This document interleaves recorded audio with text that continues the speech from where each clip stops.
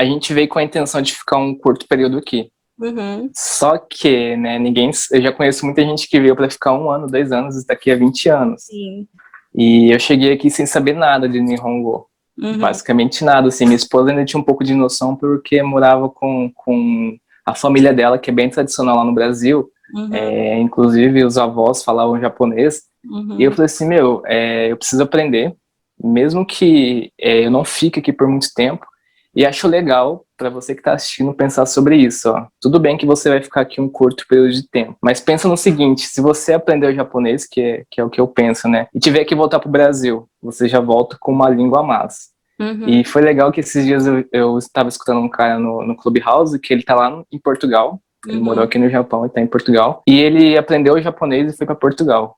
Quando chegou lá em Portugal, ele encontrou um restaurante, né, que precisava de alguém que falasse japonês para fazer as negociações com as pessoas aqui do Japão. E aí ele fala assim, ó, já pensou se eu chegasse lá no Japão pensando assim, eu vou embora daqui 2 anos e não vou aprender o idioma, e tudo bem, essa oportunidade não ia cair ia cair nas minhas mãos, mas não ia conseguir aproveitar. Então, para você que está assistindo esse vídeo, né, por mais difícil que seja, a rotina, eu vejo, eu estudo, eu sei que a gente cansa, eu sei que às vezes a gente está com sono, mas é necessário, não só por você, e aí entra aquela questão assim de você pensar na comunidade brasileira. Imagina se todos os brasileiros que morassem aqui soubessem o japonês.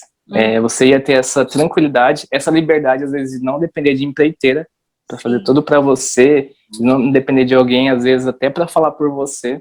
Então, é uma coisa que eu acho válido trazer aqui também, às vezes não tem nada a ver com finanças, mas para as pessoas terem essa conscientização.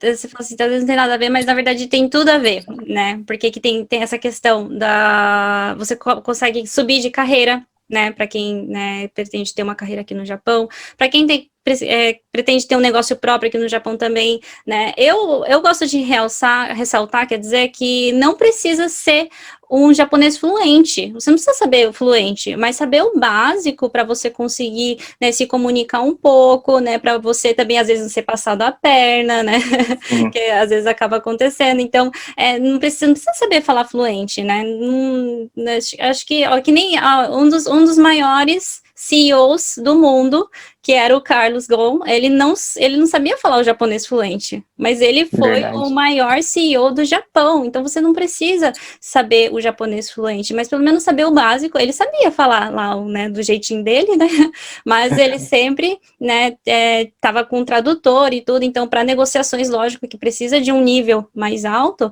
mas para o seu dia a dia, né, ou para conseguir, né, subir de carreira às vezes, você precisa sim, né, do Nihongo, e isso interfere diretamente na sua situação financeira, porque daí você vai conseguir um cargo maior, você vai conseguir um salário maior, às vezes você vai conseguir até, né, chegar num cargo de CEO, por exemplo, então você precisa sim, e é válido, né, não só para quem está aqui no Japão, mas em qualquer lugar do mundo. Não, eu tô rindo porque eu lembrei de uma coisa agora, eu falei assim, às vezes não tem nada a ver com finanças, mas tem sim, sabe por quê?